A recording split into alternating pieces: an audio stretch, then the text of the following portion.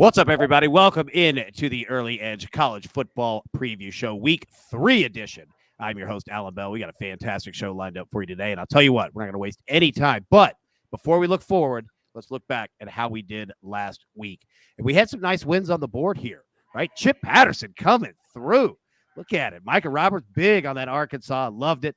Tom Fornelli, not only did he pick Kansas, if you remember, our man said sprinkle it on the money line, and they won. Fantastic. So you can see our against the spread record after week 2, cumulative for the show, 18-12, which is 60% against the spread. Let's bring in the stars of the show. Break it, sing down, man. Boys, you guys are killing it. Well done indeed. First up, Chip Patterson. How we doing, sir? Oh, doing fantastic. Best part of the week. Wednesday, get you started, get your eyes ahead on the weekend, and good to be back with you all. Awesome to have Jake on board, and looking forward to hearing what he and the model have to say about week 3. Absolutely. So anybody, first time, if you've listened to the Early Edge, if you listen, especially during college baseball, during the regional, super regionals, College World Series, our man Jake Fetner was all over it with John Bowman as well. Jake Fetner is our SportsLine and college football model. Literally, the guy manages it, runs it, all of it. And you know what? We want to welcome him to the show. You're going to be seeing a whole lot more of him. I think he brings, an aspect, not only is the guy a genius with college football and other college sports, but it gives you an idea and a face to what the SportsLine model is, so we can break that thing down. But enough of me yapping. Jake, good to see you, buddy. How we doing?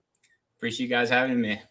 Dude, it's good to have you, brother. Good to have you. And as always, Micah Roberts, it's always good to have you. And not only is it always good to have you, and you always look sharp, it always looks phenomenal behind you. Like, just perfect every single time.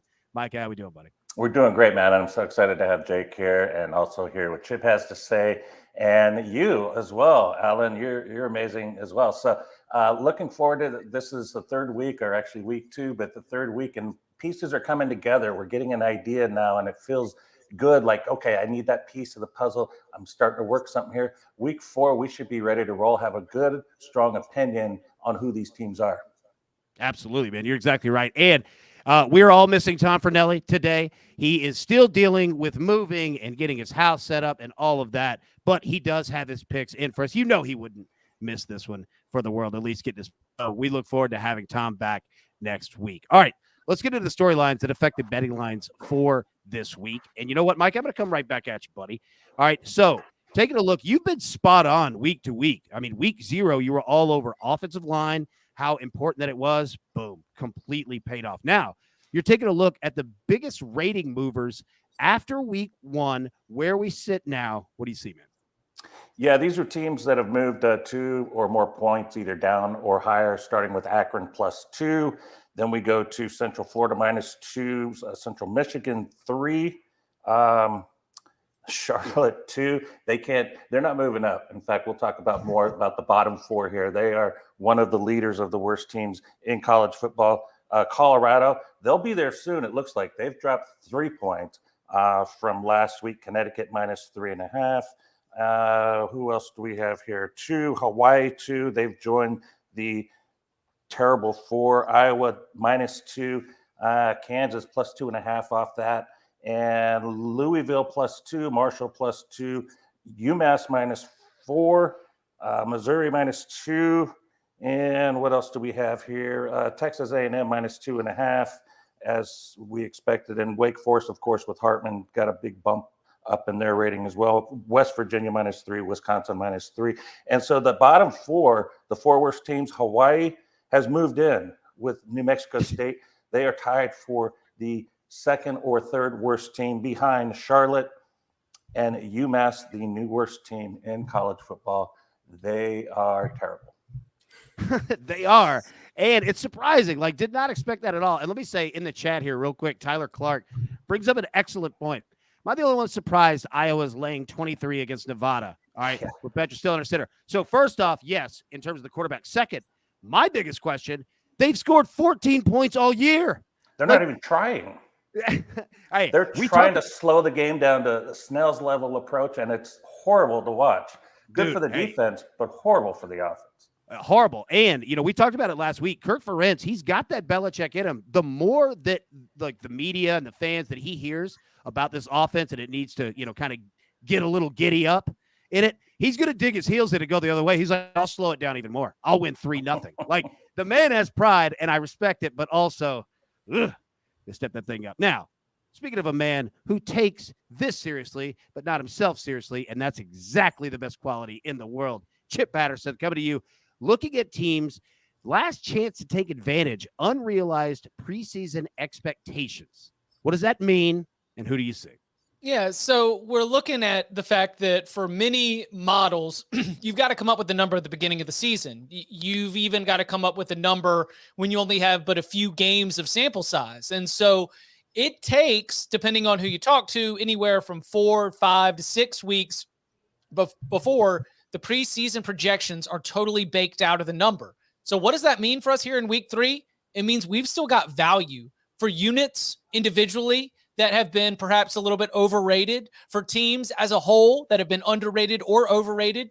You need to go and find those places where if you thought going into the year that based on all the 5-star talent, based on all the stars out there and Dan Lanning arriving, that this Oregon defense was going to be elite, well, maybe now's an opportunity to look at an Oregon defense that got pasted by Georgia and also go a little deeper, was kind of middling throughout a lot of last year. Maybe that's a chance to get in on BYU as the Cougars are going to Eugene, maybe a little team total action. That's just one of many places where I think you need to find the difference between the way a team actually is and the way that they were expected to be, because the chances are there's some value in the number because the preseason expectations have not been totally baked out of the model just yet.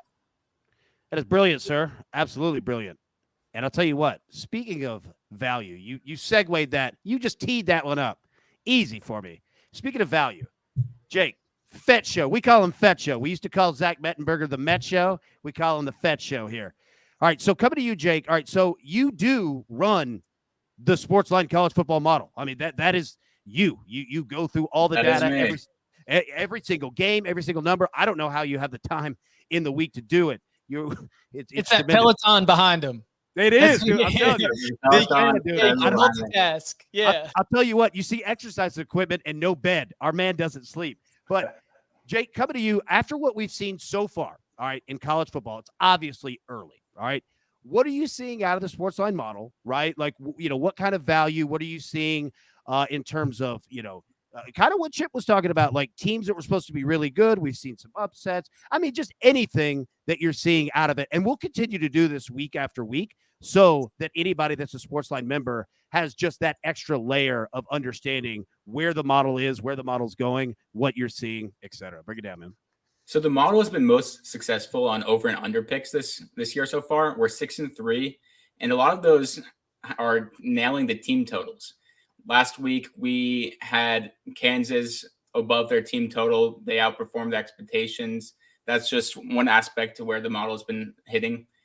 One thing this week that we really like is away favorites.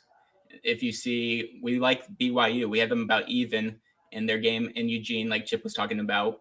We like the value on them to win that game, and we like Michigan State this week. Nice.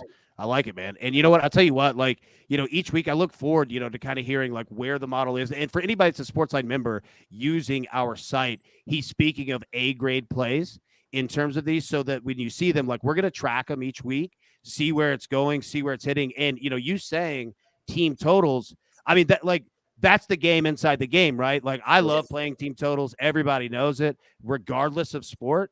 So, whether you're betting a team total in college or capping the game, right? Like whether it's spread, money line, playing the total between both. Yeah, man, like there's a lot of value there, and we'll continue to hit that. So appreciate you on that one, man, and look forward to it. All right, let's get into our best bets for the week. All right, you guys know how it goes. We're going to go through kind of, jump around between each guy, and then we've got our big 6 games coming after that. So, Chip, I'm going to start with you, man. All right, we got a Friday night game. Florida State at Louisville. You like Florida State -2? Yeah, I love Florida State's defensive front.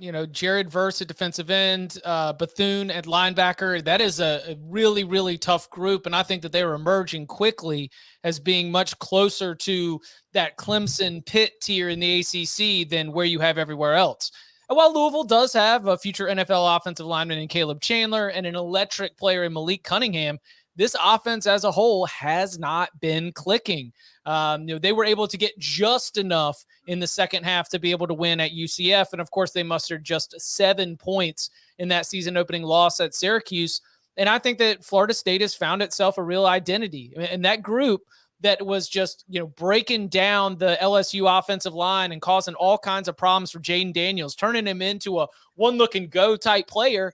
I think that even for Cunningham as well, as dynamic as Cunningham is in the open field, I think this Florida State defense is going to cause some real problems for Louisville. That is a key part of this. And then, Jordan Travis, three-headed rushing attack. There's a lot that Florida State can do offensively. I feel like this is a great moment for the Seminoles. With an extra week of preparation, by the way, they've been off since that win against LSU, to be able to go into Louisville and come out with a win. So I'll lay the 2 points with the Seminoles. Man, I'll tell you what, you ain't lying about Florida State. And who's our guy that was on the defensive line for Florida State? It was just getting after LSU's quarterback. Jared Verse. Yes. Number 5. Yeah. This dude, it was a monster, man. He was getting after it. And you're exactly right in terms of LSU's offense. In the first half, legitimately, LSU's quarterback would just run. Sometimes he wasn't even looking for his first read. He would just go, and it wasn't a design run. It was just pressure, man. So I feel you on that one for sure. All right. You know what? And Mike Norvell, dude, bringing it together. I like it, man. I like it for sure. All right. And Jordan Travis has this game circled. This is a revenge game in a way. He started his career in Louisville, and his last time in Louisville, he had a bad game. He was 14 for 32, 141 yards. So, he's had this game circled. He's going to come out ready to play. And his ability on third down to just go and get it and move the sticks is so huge. He did that a couple of times as well. Took part in 10 of their 11 third down conversions in the game. And Louisville's defense pitched a shutout after halftime against UCF, but do not consider me someone who's ready to overreact and say that's an elite unit. So, I think it can be a very competitive game because I respect Cunningham, Louisville's quarterback, but I like laying the short number with the Seminoles. Yeah, and dude, that UCF game, I thought UCF would have a much better outing against Louisville than they did. But you know what? Credit Louisville. And Jake, nice job on that one too, man. About Travis right there. All right, Micah, coming over to you, buddy. All right. Speaking of LSU, plus 2.5 at home, Mississippi State. You like LSU? Yeah, it all starts with the rating differential and home field advantage. And then, I try to talk myself into the other reasons why I can sell myself on it, right? That's what you do when you first look at the numbers separating. So I only have Mississippi State as a half point better than LSU. And then I take 5.5 points. Maybe we chuck it down because the other team's rated. So maybe say 4.5. But this game to me is LSU 4. And the home field advantage, I think, is going to be key here. It's a night game, 6:00 Eastern time. And I think it's going to be an edge where everybody plays better on this team. And they're just getting together. So they only brought 5 starters back this season. And it took them a while in that Florida State game. But they moved the ball pretty well in the second half. I was impressed by that. Then they had a practice game last week where everybody just got involved in the game. And the thing about Jaden Daniels is, 3-year starter at ASU. And when he decided to transfer, I was like, what is he doing? I mean, Herm Edwards is a great coach. I would love to play for him. And I thought he let his team down, and I thought it showed bad character. I thought it was like you let your brothers, 3 years, you've been in the trenches with them, you left your brothers, all your comrades there to go to someplace you thought was going to be better. But then I started thinking about it. I was like, yeah, whatever. Coaches leave and leave players too. So it's beside the point now. So I think he's comfortable there. I think Brian Kelly relies on him. And I think he's going to have a big game here. And at Mississippi State, number 5 pass team in the nation. They are incredible. But I think the home edge here is going to be the difference where somebody new like Jaden Daniels is feeling very comfortable and feeling much love from the crowd. Yeah, especially when you're getting LSU with the points, right? How often, the last 20 years, have you gotten LSU at home with points? And it doesn't mean anything, but they did beat Mississippi State last year at their house. There you go. And I'll tell you what, speaking of LSU, that loss to Florida State, And then that week of practice, they come back out. I don't know who they were playing. It wasn't somebody big, but they had like 51 points in the first half. Yeah. I guarantee that week of practice was hell on earth. Yeah, Brian Kelly was not messing around in that one at all, man. All right, Fetner, coming over to you, buddy. All right, first one. All right, Georgia Tech, okay, at home against Ole Miss. You like Georgia Tech, the team total under 23.5. Break it down. I do. I don't think enough people are talking about Ole Miss's defense. People are talking about Jackson Dart, Michael Trigg, those transfers. But on the defensive side of the ball, that's where they really improved over the offseason. They added Troy Brown from Central Michigan, Kari Coleman from TCU. Those guys are showing out. Ladarius Tennyson and JJ Piguez from Auburn. And then I just don't trust Jeff Sims from Georgia Tech. He didn't look great against Western Carolina. 9 of 17, 100 yards and a pick, no touchdowns. I mean, Ole Miss's defense looks really good.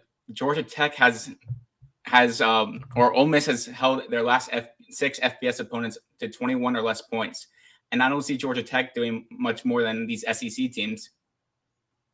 Yeah, I'm with you on that one. And I'll say this, Lane Kiffin's definitely going to use that trip to Atlanta to be recruiting for sure. Like he's going to want to put on a show. That is a model pick. Yeah. Our model has Georgia Tech at around 16 points. Okay, nice. I like it. All right. All right, Chip, coming back to you, buddy. All right, we are going to go to the SEC. Staying here. Georgia, South Carolina, under 54. What do you see, man? Hey, Shane, how's it going, man? Let's get nobody hurt today, all right? You know, once this thing gets a little lopsided, we're just going to run the ball. We're just going to keep that clock moving. Sound good? Yeah, Kirby, sounds good. Yeah, like, look, this is the nice guy under. This is Kirby Smart, Shane Beamer. So much relations back and forth, so much respect back and forth between these two men. They're going to go out there, look to be competitive. Once this game is decided, it might as well be a running clock. I think Georgia will take the air out of the ball. And ultimately, you could even look at this from the angle of how many points can South Carolina score? Because so far, what we've seen from the Gamecocks is that Spencer Rattler doesn't look good. But why does Spencer Rattler not look good? In my opinion, it starts up front where those 5 offensive linemen are just getting whooped most of every afternoon. So if you can't block anyone regularly, here comes the Georgia defense. I just think that we're going to very quickly see Georgia's defense create an awful situation for South Carolina's offense. I don't know how many points they can score. I think that once Georgia does establish an advantage in this game, it's going to be able to just lean on the ground game. And again, man, this has every bit of the whiff of the kind of Georgia-South Carolina game that we saw when Will Muschamp was the head coach of South Carolina. And it just really felt like Kirby and Muschamp had agreed that we were all going to make sure we were at the 5 o'clock dinner. You know, I think it is time where they don't want anybody to get hurt. And once this game gets lopsided, instead of running it up, we'll just sort of sim to end. So give me the nice guy under 54, Georgia, South Carolina. Dude, I said last week that the over-under on time, all right, was 20 minutes of T-shirt worthy quotes that Chip just puts out. That's another one right there. The nice guy under, dude. Absolutely. I completely agree with you. That's a great point in regards to both the head coaches. In South Carolina, who they played Arkansas last week, played Georgia dude, 2 physical games, man. Those are 2 physical teams you got to deal with. So I like that play there. All right, Micah, coming over to you. You got Pitt minus 9.5 at Western Michigan. All right. You're getting a pretty good number here, I think, baked in with it due to the injuries that Pitt had last week. But minus 9.5, it's pretty strong, man. What do you think? Yeah, it is. And if the starting quarterback was going, I mean, the spread should be 20. You wouldn't get much of a home field advantage against Western Michigan. And I just think it's too high. And, Chip talked about the first week in 0 about the running game and the 5 offensive linemen returning. And this is where they want to go. And this is where, well, now they got to do it. They even brought back a senior graduate transfer from Dartmouth. He's looking pretty good in practice this week, so he's ready to go if needed. But Nick Patty and Keaton Slovis both got injured last week. But the running game took off. The start back, what's his name? Abanaconda. Chip, help me out there. Izzy Abanaconda. There we go. 25 for 154 and a touchdown. I think we're going to see more of that. I think we're going to see more of the second string and third string backs and have see maybe a 20-point win or so against Western Michigan. And this isn't the same Western Michigan. They didn't return a lot of players, only 2 offensive linemen, new quarterback. They almost got beat by Ball State last week. So just a spot here where I think it's just better class, more talent, and the 5 offensive linemen and the running backs just going to plow through them. And the home field will not be an advantage. Dude, I'll tell you this. That number 2 quarterback for Pitt, who's I believe now number 1, Patty, that dude was tough. Slovis was tough too. I mean, those 2 guys were just getting hammered all game long. And Tennessee brought it, man. Yeah, I mean, they did. But I want to give full credit. Like Pitt, those 2 dudes were tough, man. Like that, they were getting right back up and going. You literally had to peel them off the field. Much respect to them. And Patty's a good quarterback. I like that number a whole lot right there. All right, Fetner, coming over to you. Washington State, all right, at home against Colorado State. You like the first half, Washington State minus 9.5. What do you see? I do. Colorado State has yet to score a point in the first half. They've been outscored 50-0 in the first half this season. Yes, the first game was against Michigan, who dominated them, but the second game was against Middle Tennessee State, the same Middle Tennessee State that lost 3-44 in their first game of the season. Colorado State can't block anyone right now. They allowed 9 sacks to Middle Tennessee State last week. Middle Tennessee State's averaged 2.3 sacks last year. Their pass rush isn't good. And Washington State does have a good pass rush. They have a guy, Ron Stone, who is going to make a name for himself. I think he has 2+ sacks this game. And I like Washington State to be up 21.5. Dude, like that's a great nugget you have on the first half right there. Well done there. As a man who appreciates both betting statistical nuggets and actual chicken nuggets, well done. Dude, that's phenomenal. And let me say, Middle Tennessee State, lovely campus right there in Murfreesboro, Tennessee. If Colorado State had brought yeah, I like this play a whole lot, buddy. Nice job there. All right, Chip, coming back to you. Speaking of, well, you know what? First, hold on. Minnesota, minus 27.5 at home against Colorado. Break it down. All right, look, I don't know what the preseason expectations were for Colorado. Nobody was out here calling them a dark horse in the Pac-12.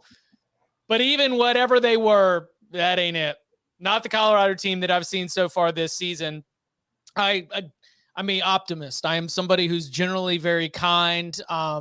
And unfortunately, just to be able to give all of my brain as well as my heart to this process requires me to jump on the other side of teams where the number hasn't caught up. The number has not caught up to how poor Colorado is playing football right now, and the performances are going to be lopsided. And a Minnesota team that has already demonstrated so far this season that it has that beat everything out of you kind of gear. 62-10 against Western Illinois, 38-0 against New Mexico State. This is a step up in competition from those teams, but Minnesota's ability to just flip this game on its side, I kind of think they've got that gear, and it is going to be a game with Michigan State on deck where PJ Fleck wants to see that they're going to be able to run this up, get a little bit of confidence. And so under 4 touchdowns is an advantageous number. As long as it still is under 4 touchdowns, I would lay it with Minnesota, because while Colorado is a Power 5 team in name, it is not in performance. Yeah, Colorado, they got some issues at quarterback too. I mean, they can't figure out what they want to do. And I know that last week it was pretty bad weather, but still, it has not been pretty for the Buffs. I'll tell you what, Chip, let's stay with you real quick. All right. Vanderbilt plus 2.5. And look, this got brought up in the chat. All right. Our man Max says Vandy NIU. All right. So we got Vanderbilt at Northern Illinois. You're rolling Vanderbilt plus 2.5. Break it down. Listen, I always say the R and ROI is recreation with me. This is a process that I enjoy. And I am trying to make sure that I give all integrity possible. The smart money move would be to hedge out because, Alan, as we've discussed all throughout the early edge, we are on that Vandy over 2.5. Yes. And so we sit here on the precipice of glory before the end of September, as it was foretold in Nashville last month, to be over the win total by the end of September. We find them as a 2.5-point dog. The smart money move might be to hedge that. But I ain't in this for smart money. No. We ride. We double down. We double anchor down. We take Vanderbilt to get it done on the road against Northern Illinois. I love it. I absolutely love it. There Sold we me. go. I'm in. Yeah, there we go. We're riding as a team. I love it, man. All right, Fender, coming over to you. Your last best bet that you have here. We got a couple more in the big show or the big picks here. Kansas, Houston. All right, so it's at Houston. We saw Kansas last week go to West Virginia, win outright as a 13.5-point underdog. All right, you like Kansas, Houston over 57. Break it down, man. Yeah, so Kansas, we saw what their offense did last week, but going back to last season, they've scored 28 plus points in their last 5 games. This Kansas team, I kind of wanted to go look to see when's the last time Kansas scored 50 plus points in 2 straight games. It took me back to 2007. Lance Leipold, he's a great coach. I tweeted out, like, you could just see how good of a coach he is during that Kansas game, because at the same time, his former team, Buffalo, lost to Holy Cross. Our model likes both Kansas and Houston to score well above their projected team total. Kansas's defense is still a major problem. They allowed FBS quarterbacks to complete the ball at a 72% rate last year. And Clayton Tune, Houston's quarterback, is one of the more accurate quarterbacks. He completed 68% of his passes last season. We have a projected score of 30-49, which is well over the total at 57. Weather is a factor, however. And I would pay attention to the forecast, but the wind shouldn't be too bad, and there's scattered thunderstorms in the forecast. So you got a projection of 79 points? 79 points, which is 22 points more than the total. But once we do factor in weather, and if it is raining, it's going to be somewhere around 68, which is still 10 points more than the total. Yeah, I was going to say, if you got double digits of value on that. Yeah, absolutely, man. All right, last one here. Chip, Texas Tech at NC State. You like the Red Raiders plus 10. Break it down. Yeah, kind of an interesting X's and O's schematic angle here. Mississippi State 24, NC State 10 does not necessarily suggest that, the air raid is something that's going to score a whole bunch of points against NC State. But what Mississippi State was able to do was able to sustain some drives and able to get just enough done through the passing attack to be able to take an early lead and hold on to it the rest of the way. So I look at NC State's defense with Texas Tech coming to town. They get Donovan Smith in for the injured Tyler Shuck.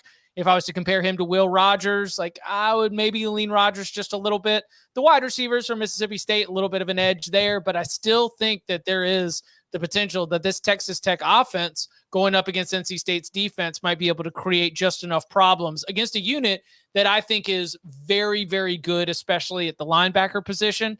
NC State offensively is much better on paper than it has been in performance. The offensive line has a couple future NFL players. The quarterback, Devin Leary, ACC preseason player of the year, he's going to the NFL. And yet they had the ball twice inside the 2 against DCU and couldn't get it across the goal line. I've got real concerns about NC State's offensive execution. So I think Texas Tech's going to be able to do enough to keep this thing within single digits. NC State wins, but with a lot of pressure on this game, especially after the way they played against DCU, I think Texas Tech can keep it close. Yeah, double digits. You've got, that factor, which is nice. You've got 10, so you've got push insurance there at a key number. And Texas Tech, even if they're down 13, 17, whatever, in the fourth quarter, they're one of those teams that you do not want, if you're betting against them, you do not want them to have the ball and just free reign of throwing when they're down, because they can put up points in a hurry. So I'm with you on that one. All right, let's get into our big 6 games for the week. But before we do, let's take a quick break and hear from one of our partners. And we are back. All right, so we're going to go through the biggest games of this weekend, the top 6 that we have identified. We're going to start here. Fresno State at USC. All right, 7th-ranked USC at home. The Trojans are a 12-point favorite, a total of 73.5. All right, we don't have any official plays on it. All right, Tom Fornelli, he likes Fresno State plus 12. Mike, I'm going to come over to you first. You like the opposite side, USC minus 12. Well, I totally respect Fresno State. Love 15 starters coming back, 4 offensive linemen. Jake Hayner has been incredible. Be playing in the pros, I would imagine. But I'm believing. I told you last week, we'll wait and see. I don't know, see what happened. And then they came out and just raced Stanford. And then they took the brakes off and almost didn't cover the game. But I like what I've seen out of him. Caleb Williams, he's got it going on big time. Last week, 20 of 27, 341 yards, 4 touchdowns, no interceptions, and it happened in an instant, super fast. halftime lead.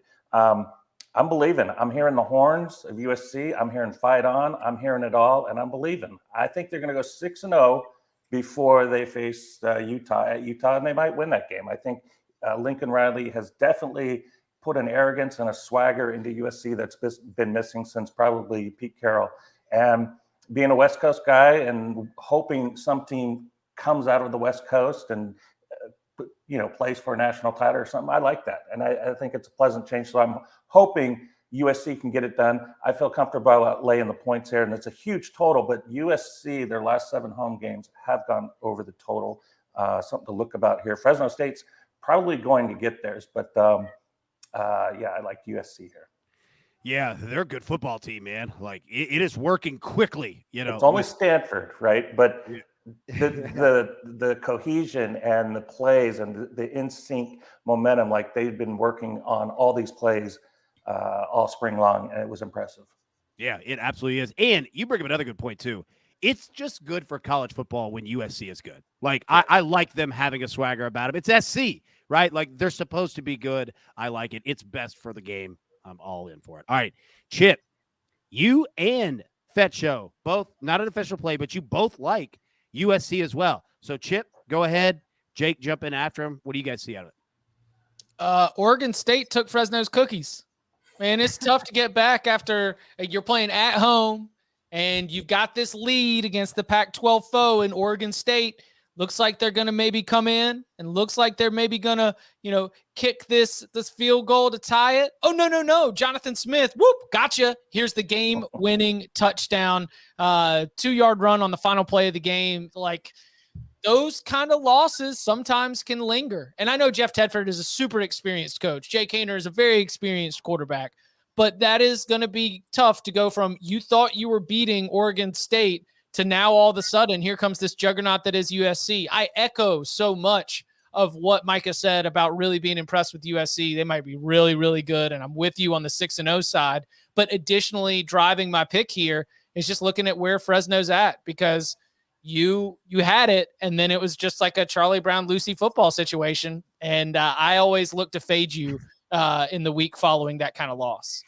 Yeah, dude, you're right. All right, Fetch Show, coming over to you. What do you see out of projected score, and why do you like USC here with the points? So we actually have pretty much the same exact projected score as Vegas has. We have USC by 12. The total is right around 73.5. The biggest difference here is we actually had an A pick on Fresno last week. They had to settle for 3 red zone field goals last week. And you can't settle for red zone field goals and beat USC this weekend. USC has Jordan Addison, Mario Williams. They're going to be throwing the ball down the field. If you can't score touchdowns, you're going to fall behind really early, really quickly. Very early and very quickly, especially against that team, dude. You're exactly right, man. They're fun. All right, next big game here. All right, we've got 22-ranked Penn State, a 3-point favorite at Auburn, a total of 47.5. All right, Chip, coming over to you. You like Auburn +3. Not official play, but you like Auburn +3. Yeah, I'm not. Like, Sean Clifford has had performances in road spots against better teams that are not 0 touchdowns, 2 interceptions. But he has also had performances on the road against good teams that are 0 touchdowns and 2 interceptions. So you've got Drew Allar. Maybe Drew Allar comes in. Obviously, I think Nick Singleton, the Penn State running back, is incredibly talented and a real bright spot for that Nittany Lions offense that has not been there at running back for a while. But, man, Auburn and points at home. Weird stuff. Teams that should not win are even put in positions to win when it's Auburn playing at home. I'll take all of those points. I think the game is lower scoring. Don't hate an under either. But, whether it's Robbie Ashford getting in there and doing his little part with his legs, obviously, Tank Bigsby, Jarquez Hunter, that 1-2 combo is very tough to stop. I just think Auburn makes this a rough and tumble fight and finds a way to be in it all the way until the end. So I'll take the 3. Yeah, I'll say this. Auburn has gone way out of their way to make sure the team is in orange uniforms. The fans are in orange in Jordan hair. Like, they are making it definitely something to where the fan base will be there for sure. Like, there will be some home field advantage. All right, Tom, your tag team partner there, he likes Auburn +3 as well. Micah, you like Penn State -3.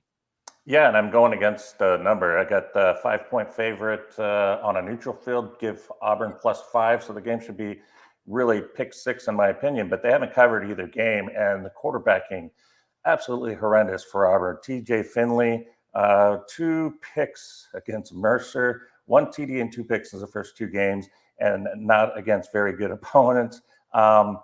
San Jose State gave him all kinds of trouble last week. And, maybe they'll get up for this game and think, but I think Penn State, it looks like the same schedule as last year, right? They opened with Wisconsin, beat Ball State, then beat Auburn, Villanova, Indiana. They started 5-0 last season, and it's kind of the same game plan when I look here, beating Purdue, beat Ohio, a MAC team, and then at Auburn. I just think they've got, I don't want to say they got better. I just think their urgency with the quarterback maybe a little improved. And the emergence of the Nicholas Singleton last week, 10 for 179 and 2 touchdowns, a 70-yarder and a 44-yarder. I think he's going to make some big plays here in this game. And, Clifford, it's in his hands. So this is where, his kind of legacy is made or broken, I think. I think these are the type of games he has to win. Yeah, they are, no doubt. And I'll say this. James Franklin's coached against Vanderbilt in the SEC before. Like, this isn't a new thing for him. He's done it. And my man won games at Vanderbilt, a lot of them. Like, he understands the SEC mentality. He understands it for sure. Now, real quick, in the chat, our man Joshua Welling says, I'm taking the opposite of everything you guys say. If I would have done that last week, I'd be up 20 units. My man, I don't know if you know how to do math. We're sitting 60% against the spread, bro. Like, I would not do that, but feel free to do it. I mean, you could go broke very, very quickly. But yeah, who's he going to go against? We just had Chip say this. I said the other side. How's he going to win on that? He don't know. He don't know. All right, Fender, coming over to you, man. All right, you like Penn State money line here.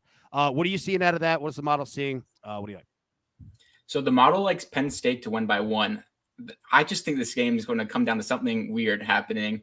And Penn State does have Brenton Strange going along with the name. I think maybe a strange 2-point conversion for the win. I think this game is going to come down to the last second. Something weird is going to happen.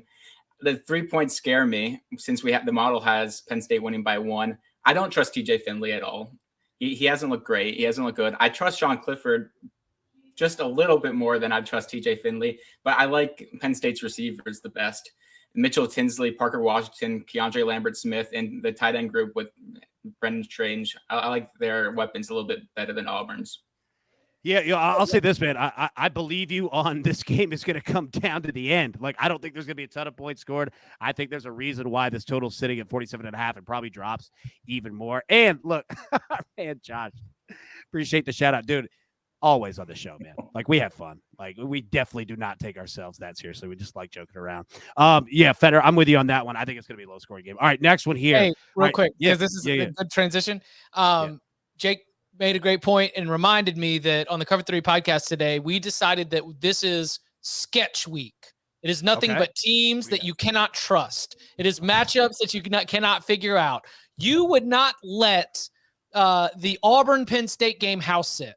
You would not trust the Auburn-Penn State game to do anything without your immediate supervision. These are sketchy teams. These are sketchy matchups. And I think BYU at Oregon is another great sketch game that we should all be on the high lookout for.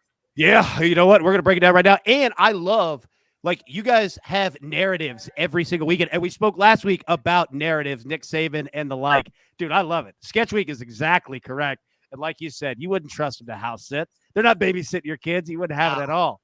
So we've got 12th ranked BYU at Oregon. All right, Oregon's a 3.5-point favorite.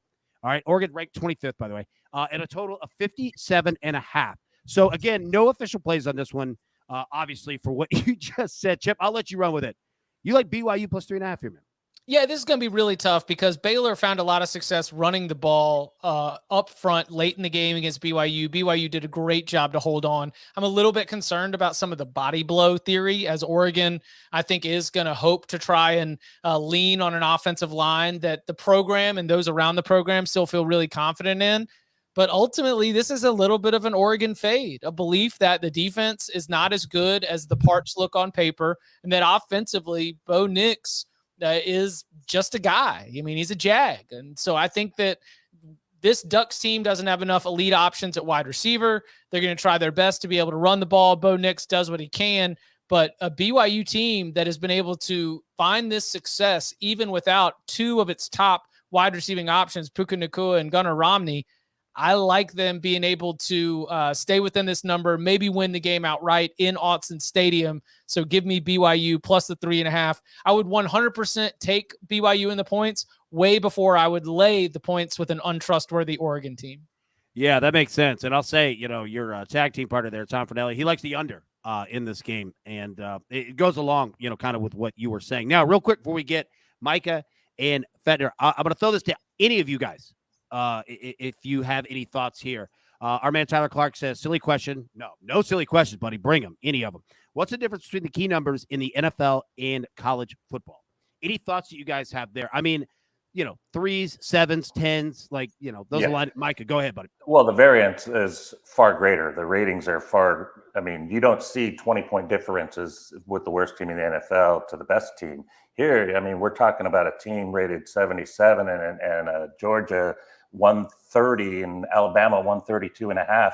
That's a wide margin there. You're not going to get evenly matched up games like you see all the time in the NFL. So 3, 4, 6, 7, 10, 11, 14 aren't as key in college. And that's why the reason I stress do not bet teasers in college football, because you can just look at the payout chart. You get even money on a 6-point teaser, 2 teams, even money. The pros, it's $1.30. That should tell you something there right now, because one rating is far better and exceeding and doesn't change as much game to game like it does college football. I just read off, 3 or 4 of these teams that had dropped or moved, 3.5, 4 points. That doesn't happen in the NFL. NFL is the most sound line in all of sports, for that matter.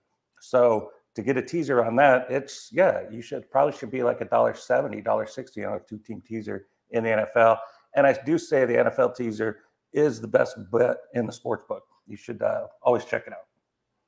God, I tell you what, I love having a former bookmaker on this show. My man is sharp with it.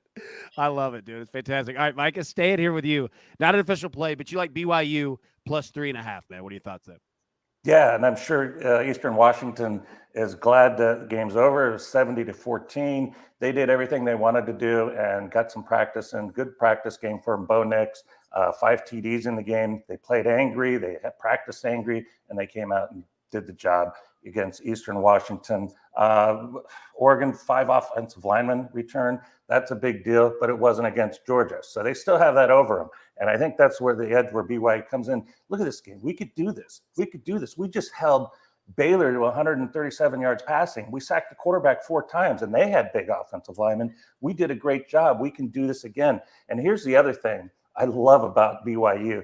As UCLA and USC are about to go to the Big Ten, you need to throw BYU in there, because last year they were 5-0 against Pac-12 teams. And it was Arizona, Washington State, ASU, Utah, and USC. Oregon's next in line. They're going to go for it here. Jalen Hall is going to have a good game and very opportunistic. Last season, they were plus 10 in turnover margin. I think they get the ball going their way and have a few breaks and win the game outright. But I'll take 3.5. Thank you.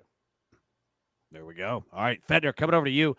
You like the Oregon team total under 30.5 points. What are you in the model seeing? Yeah, so the value is on BYU here. We have BYU winning by 1. That is assuming that both Puka Nacua and Gunnar Romney play. If they are out, we have Oregon winning by about 1. So I'm going to play a team total here just in case. I like under 30.5. We have Oregon projected for 27 points right now. I wouldn't buy into what Oregon did against Eastern Washington. Yes, Eastern Washington is usually an FCS powerhouse. They've had good quarterbacks like Vernon Adams Jr., who later went on to play at Oregon.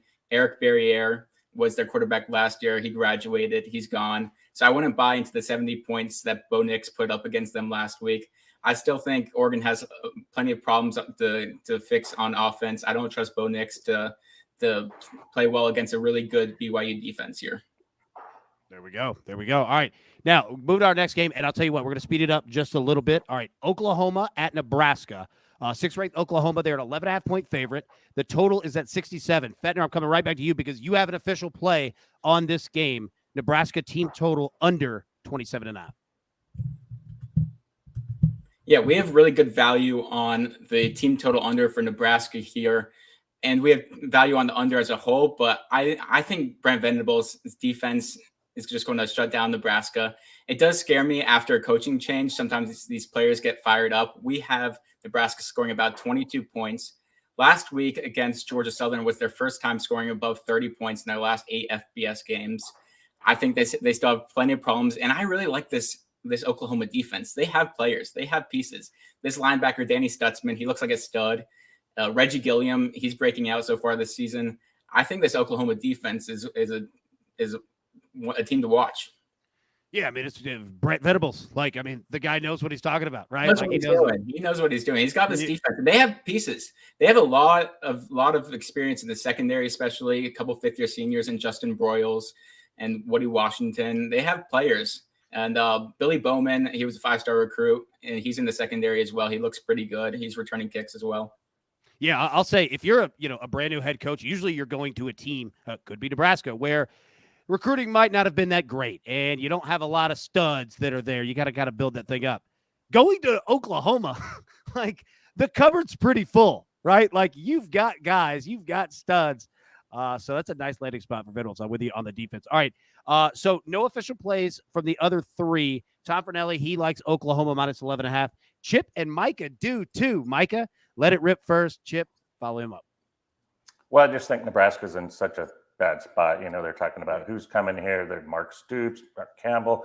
And it's just like, how far has Nebraska fallen? This used to be the game I used to live for in the 70s and 80s. And this was Thanksgiving weekend. This was football. This is everything it's about. And Oklahoma's re-grabbed some of that legendary football status while Nebraska has just fallen down further and further. They can't recruit in their own state like they used to anymore. And Iowa, the linemen. And I just, there's something missing there. And I thought about Casey Thompson, right? Last week, Ewers gets hurt in Texas. Wouldn't that have been cool if he could have came in? Do you think he's thinking about that? Like, I could have come in, I could have beat Alabama, right? It's like he left, and it's a worse situation there. And I think it's playing on him, and he knows he doesn't have a lot to work with. 3 interceptions already this season. Dylan Gabriel, they haven't even unleashed him yet. 5 touchdowns, no interceptions, 70% completions. He hasn't been unleashed yet. And I think this might be a show-off game to, take advantage of Nebraska's problems. I think we'll see a 20-point win here. There you go. Oklahoma's a really good team. This is a bad vibes game. I don't want any part of it. Nebraska just is like, you gotta give them some distance. They got to go figure their stuff out. Maybe we'll come back in a little bit, but Oklahoma is a very good football team. They're the best team in the Big 12. Whether or not the Sooners remain in the college football playoff picture, to me, is really up to the Sooners. If they play up to their potential, they win the Big 12, and they might have a shot at the end of the season. But I don't want any part of this game. Yeah, I don't either. And I'll say I'm kind of surprised that the spread is this, low. Like, it dropped. Opener at Circa was 16. Wow. Incredible. All right, next game here. 11th ranked Michigan State on the road at Washington. Washington, a 3.5-point favorite, a total of 56.5. All right, Micah, coming to you because you've got an official play in this game. You like Michigan State plus 3.5. Break it down. Yeah, I think Michigan State's to be a 4-point favorite here on the road. I mean, you look at the numbers. Michael Penix Jr. has been amazing so far. 2 games, 2 covers, 2 330-yard-plus games. He's been amazing. But that's against Portland State and Kent. And I think the defense of Michigan State is going to be the difference here and slow him down, not just some, but a lot. And it goes to that Michigan State defense's secondary, which brings back 3 starters. And they brought one guy in. The guy they brought in is a Georgia transfer, 6'3", 215, a mere speed. And last week he was a leading tackler on the edge there. So I think the defense is going to slow Washington down, frustrate them a little bit, and get the win. And also I want to mention the 3 great receivers that Michigan State has, including one that plays basketball for the Spartans basketball team. There you go. And, speaking of points, Tom Fornelli, he likes the over 56.5. And Tom doesn't like a whole lot of over. So what he does, dude, So, Micah's speaking the truth there. All right, Chip, you like Washington minus 3.5, not an official play. What are you seeing out of it? And then, Fett, you're on the opposite side, Michigan State plus 3.5. You go after Chip. Yeah, I'm number one. I kind of think that Michael Penix, while still fully healthy, is playing some really high level ball for Kalen DeBoer. All of a sudden Washington fans are getting to see a passing offense, something that they never really saw under Jimmy Lake. I think a lot of the pieces that Jimmy Lake left in place for DeBoer are pretty good, and that the change of voice, the change of attitude, the change of approach has led to Washington playing some pretty high level ball. I am as wary of Washington's results against lesser opponents as I am in Michigan State's defense and its pass defense against lesser opponents. And so I wonder if the same Michigan State pass defense that was near the bottom of the country, in the words of Mel Tucker himself in the preseason, dead ass last. I'm wondering if we're going to start to see that come up a little bit against Penix in this passing attack. And again, not an official play, but man, when you see the number 11 team in the country on the road as a dog of a field goal and a half, I'm not often to jump on the other one. So I'm excited to hear what Jake has to say. Yeah. Yeah, so we actually have enough value here for an A pick on Michigan State. We have Michigan State winning by 6 here with a projected score of 29-23. I mean, this feels like a trap. This line 3.5. You see the number 11 team. You expect them to be favorites on the road, even though it's Washington. Michael Penix is a little scary, though. In games that he completes more than 60% of his passes, his teams are 14-1. When he completes less than 60%, they're 2-5. So maybe this could be a good game to live bet. If you see he's off, you just live bet Michigan State from there. Dude, great play. That's a good nugget as well, man. That's a great play. Sharp one. All right, our final game. 13th ranked Miami at Texas A&M. Okay, Texas A&M ranked 24th. A&M, a 5.5-point favorite, a total of 45. We've seen this total drop. No official plays on it. Chip, I'll start with you. You like the under 45 here? Yeah, let me hit that tune. Unders in the 40s for your shorties. That's right. Unders in the 40s for your shorties. This is a very low scoring defensive battle.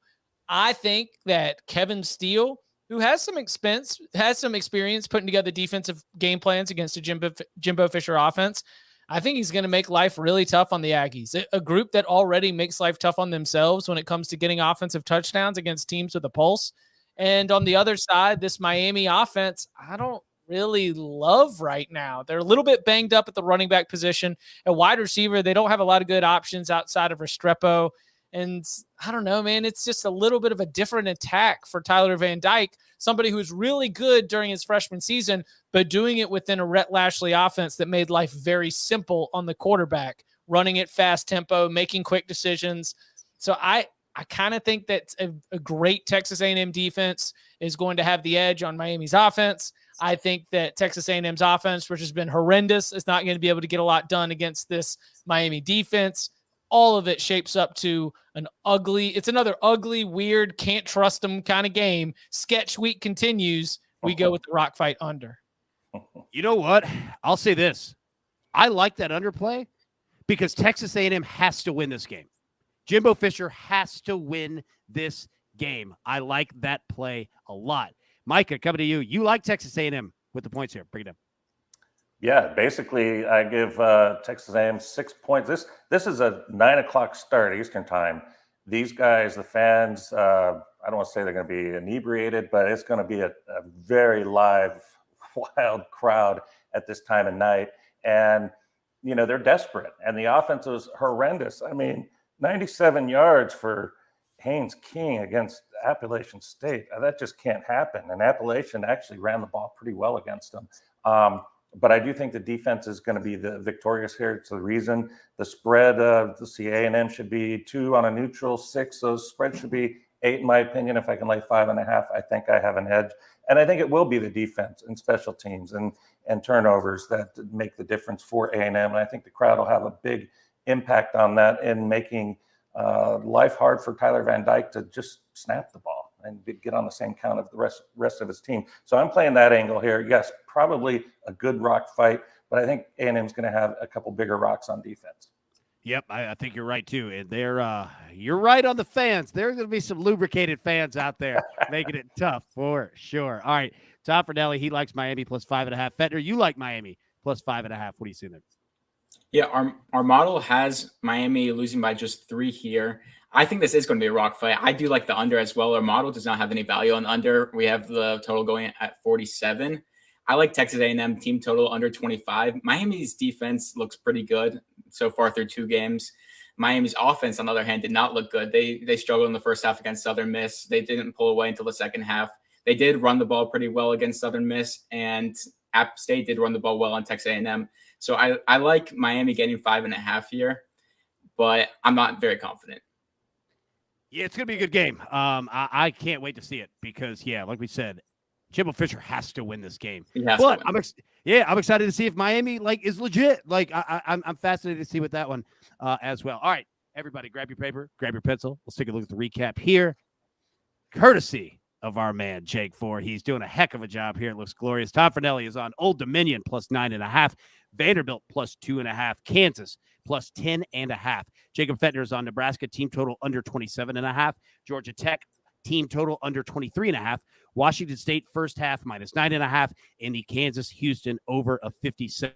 Chip Patterson, Florida State minus 2, Georgia, South Carolina under 54, Minnesota minus 27.5, Vanderbilt plus 2.5, Texas Tech plus 10, and Micah Roberts, LSU plus 2.5, Pitt minus 9.5, and Michigan State plus 3.5. All right.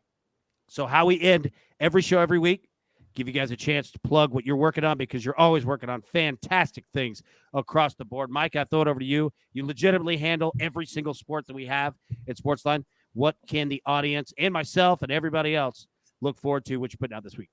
There's an article on SportsLine that should have dropped today. Bristol preview, Saturday night racing at Bristol. I want to do that with Chip someday. That would be a blast. Yeah. That's what I'm talking about right there. That absolutely has to happen. Jake Fettner, thank you so much for joining us. We look forward to you each and every week. And I'll tell you what, your part right here is going to come at the beginning of each show, breaking down how our model did for that week. But, man, it's just awesome to have you on here, buddy. So fantastic. All right, Chip, bring us home, buddy. What do you got? Oh, Cover 3 podcast. We will be live at 11 a.m. Eastern time at youtube.com/cover3 to be able to give out our week 3 locks. And so make sure you're there. And Saturday night, instant reaction show. Look, this game, this Texas A&M Miami game might be ending while we are live. If you literally want to hear what we see as we're watching Texas A&M duck hook a field goal attempt as time expires because Jimbo's going to play for the field goal. Well, then make sure you're listening. Smash the bell for notifications. Again, youtube.com/cover3 or download it wherever you get your podcasts. Dude, I'll be in the chat for that 1,000%. I'll be live in the chat for that one. All right. Thank you guys so much. Everybody, thank you so much for tuning in. We really do appreciate it. We'll be live here in about 3 minutes for the early edge in 5, and we're going to break it down, our final best bets for tonight, and we'll be live, obviously, Thursday morning, normal time, 10 a.m. Eastern for the early edge. But until then, as always, best of luck. Let's cash these tickets. We'll see you next week. Thank you.